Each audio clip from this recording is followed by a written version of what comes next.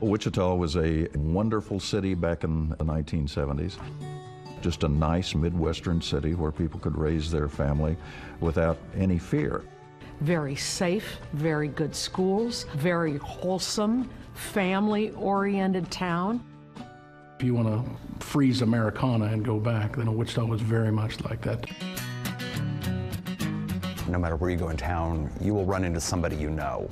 Everybody knows everybody. It's a nice town. It's a good place to live and a good place to be the district attorney. Another windy Kansas day. Hello, everybody. Never in a million years did Wichitans think that a serial killer would come from here.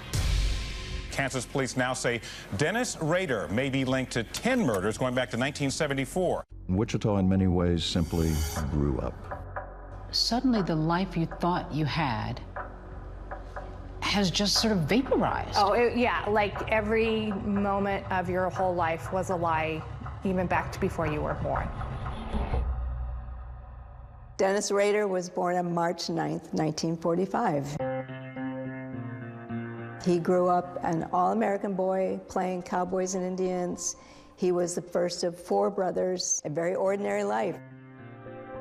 His childhood was very normal. He was raised in the rural area with good parents. Had he come from a happy home? Yeah, I would say he came from a really solid home. I was very close to his parents, my grandparents, Bill and Dorothea. Did you ever get any sense that he had experienced anything abusive or physically? No, there was nothing ever to hint at that something could be amiss with my father.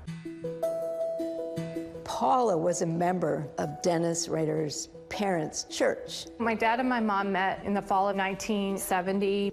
Rader's mother knew her and knew that Dennis was coming home from the military, and she wanted Paula to meet him. He had just got back from the Air Force, and they started dating. They got married 9 months later in May of '71. I think he fell in love, and they were 2 good Christian kids who wanted to get married in the right way, so there was nothing unusual about it. When Dennis marries Paula, she obviously has no idea that Dennis has already been having fantasies and maybe even obsessions about harming other people, killing other people, tying them up, etc. He's already looking inside people's houses. He's stalking people. He's already breaking into people's homes. He's already living a double life. He knew before he met my mom what he was probably capable of. You think he knew then? Well, yeah, I mean, why did he get married? Was it because he didn't want to be that other person, or did he just want both lives? People who knew my parents before February 25th, 2005 would have told you this. Dennis cherished Paula. My dad would tell you the same, still to this day. But he should have known it wasn't going to be forever. Your book is called A Serial Killer's Daughter. Is that how you see yourself? It's taken me a long time to even be able to say that out loud, but that's the truth. This whole odyssey starts on January 15th of 1974. In a little house on North Edgemore. It was the home of Joseph Otero and his wife and his 5 children.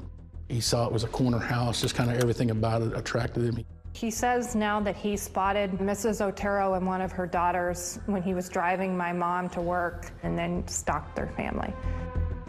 The Oteros were a relatively new family to Wichita. They're a family of 7, 5 kids. And the older kids had gone off to school that day, leaving the 2 younger ones at home with their parents. My name is Charlie Otero, and I am the son of Joseph and Julie Otero. My father was a really outgoing, jovial kind of guy, and my mom was a very caring, loving Catholic woman. She was a mother first. Dennis Rader went to the house, he cut the phone line, and then he entered the house. Dennis Rader believed that the mother and the daughter would be the only ones home. He was not expecting Mr. Otero to be there. He was really taken by surprise that 4 people were there that he now had to deal with. He pulled a gun on them, he tied up Mrs. Otero, and then he started to strangle Mr. Otero.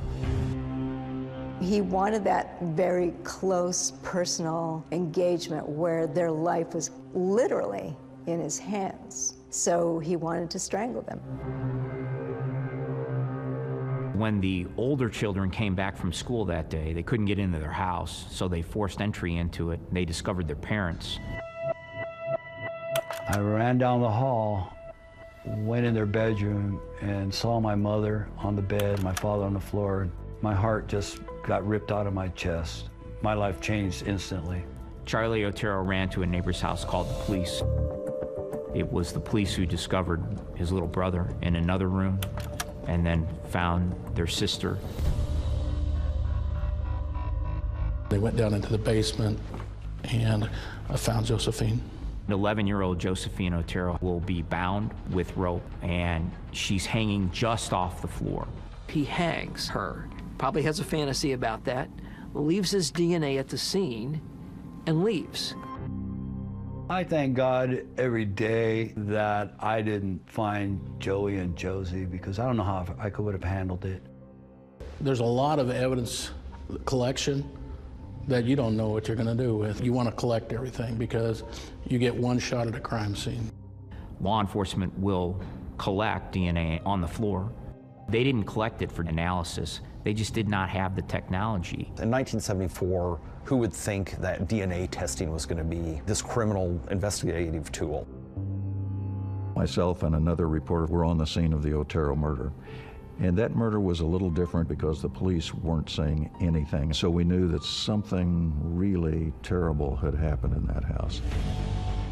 The Otero murders rocked this city. It was unheard of in Wichita, Kansas, to have a family of 4 murdered. Why would someone want to kill this wonderful family? Unknown to Wichita, they had just been visited by someone who was killing for sport.